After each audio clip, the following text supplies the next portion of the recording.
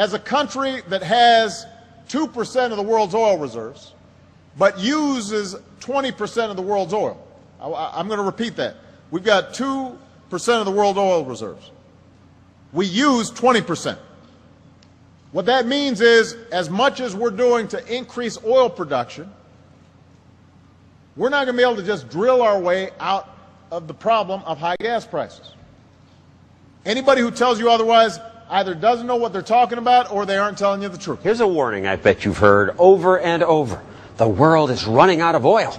Maybe it helps explain pump prices cruising past $3. Or does it? Or maybe it's just another media myth. Is there more oil out there than all those Chicken Littles say? There's a vast supply of oil just 500 miles north in Canada. The tar sands of Alberta alone contain enough hydrocarbon to fuel the entire planet for over 100 years. What's he talking about? This is what the Canadian tar sands looks like. It's a Florida-sized patch of this disgusting stuff. Sand and rock mixed with oil. Lots of it. We're talking trillions of barrels, the whole planet, from Alberta for about a century. Clive Mather, who runs Shell in Canada, says the Earth's supply of hydrocarbons is almost infinite. And those are not running out. In fact, we've hardly started to develop them. The planet contains huge amounts of buried hydrocarbons. The question is, can you get them out? At what price? But so why are we hearing all this stuff about running out? It's nothing new. People have been saying this for 150 years. They sure have. So-called experts say things like, we're going to become a dying civilization. We will see the extinction of Homo sapiens. People are always saying that about it. It can be Ebola, it can be flu, global warming. Sometimes they're right, usually they're wrong, and they've been saying it about oil for a long time. Williston, North Dakota is seeing a boom, all because of hydraulic fracking and drilling. But didn't the president say we can't drill our way out of the economic problems?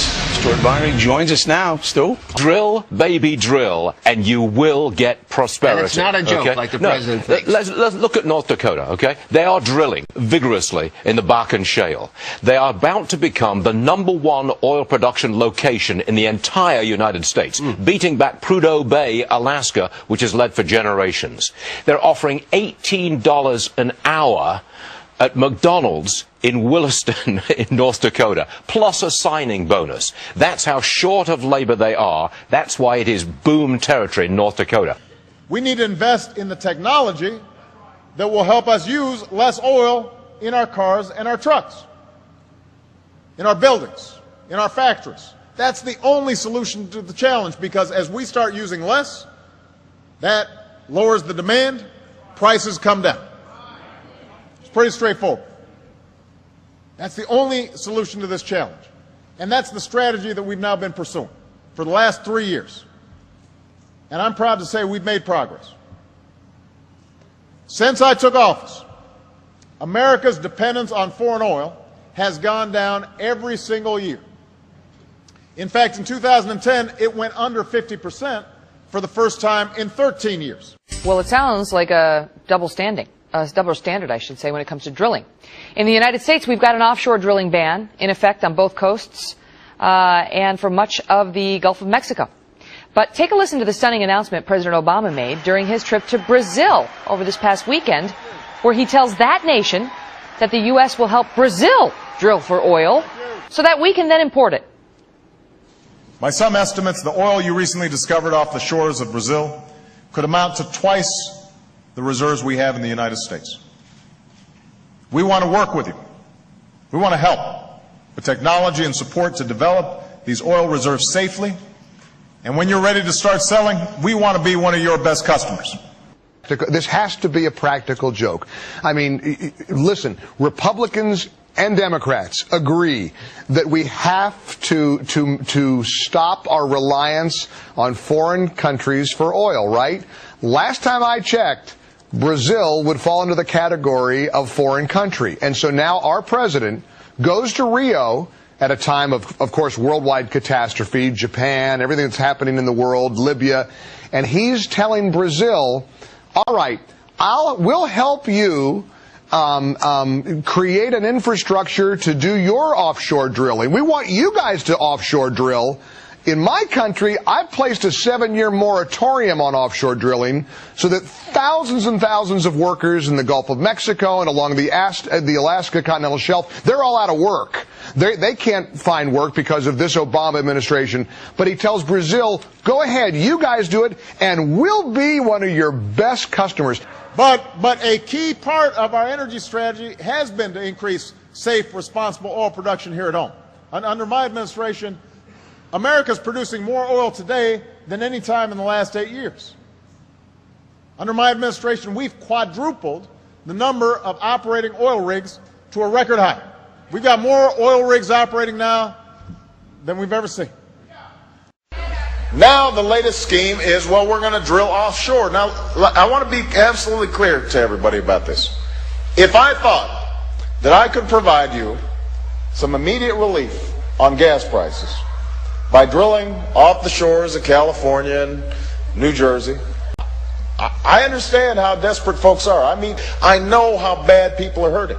So if I thought that by drilling offshore we could solve our problem, I'd do it. There is no way that allowing offshore drilling would lower gas prices right now. At best, you're looking at 5 years or more down the road. We've opened up millions of new acres for oil and gas exploration. We've approved more than 400 drilling permits that follow new safety standards. President Obama released his energy success story this morning. In it, he takes credit for additional MMBTUs of natural gas. That was straight out of President Bush's playbook. He opened up that territory. He opened up on private land. That's why you're seeing an oil boom in North Dakota. That's why oil production in the United States is indeed up over the last 3 years. The groundwork was laid 4 or 5 years ago. Well, I would assume that President Obama won't be traveling to North Dakota anytime soon to tout the low unemployment rate there. Probably not. Because it would be wouldn't it, a lot of it be because of this fracking industry that's going on? Oh, yes, it is. If you look at the really big picture here, we have enormous reserves in this shale underneath the ground, way down a mile, 2 miles under the ground. In numerous states, we've got massive oil reserves, but we're not allowed to go and get it. You could have an energy independent United States if we were allowed to go get what is ours. We're approving dozens of new pipelines. We just announced that we'll do whatever we can to speed up construction of a pipeline in Oklahoma that's going to relieve a bottleneck and get more oil to the Gulf, to the refineries down there, and that's going to help create jobs, encourage more production. So these are the facts on oil production. If somebody tells you we're not producing enough oil, they just don't know the facts. President Barack Obama has rejected a Canadian company's plan to build an oil pipeline from Canada to Texas. The White House says the decision is not based on the merits of the Keystone Pipeline, but on a deadline Congress imposed in order to force Obama to make a decision. Unfortunately, this morning we learned some news overnight that indicates that the White House is pursuing a much more disappointing approach when it comes to energy. According to reports, the President of the United States is personally lobbying senators to oppose a Keystone XL pipeline amendment in the United States Senate today. Obama had previously tried to delay a decision on the pipeline until 2013, after the presidential election. He wanted the State Department to further study the project to see if an alternative route could reduce the environmental impact. And in order to continue this progress, we're going to have to make a choice. We've got to decide where our priorities are as a country. And that's up to all of you. And I'll give you an example. Right now, $4 billion of your tax dollars go straight to the oil industry every year. $4 billion in subsidies that other companies don't get. Now keep in mind, these are some of the same companies that are making record profits every time you fill up your gas tank. We're giving them extra billions of dollars on top of near record profits that they're already making. Anybody think that's a good idea? No. Me neither. It doesn't make any sense. The American people have subsidized the oil industry long enough. They don't need the subsidies. It's time to end that taxpayer giveaway to an industry that's never been more profitable. Invest in clean energy that's never been more promising.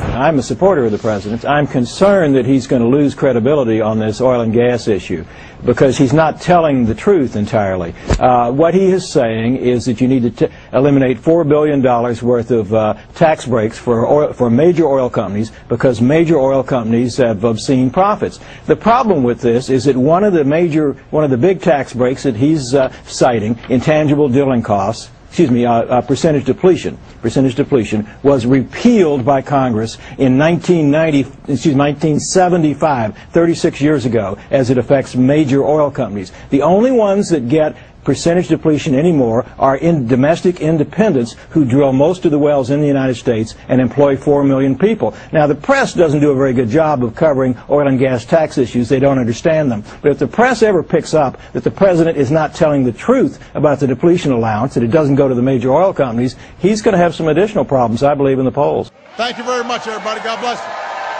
God bless the United States of America.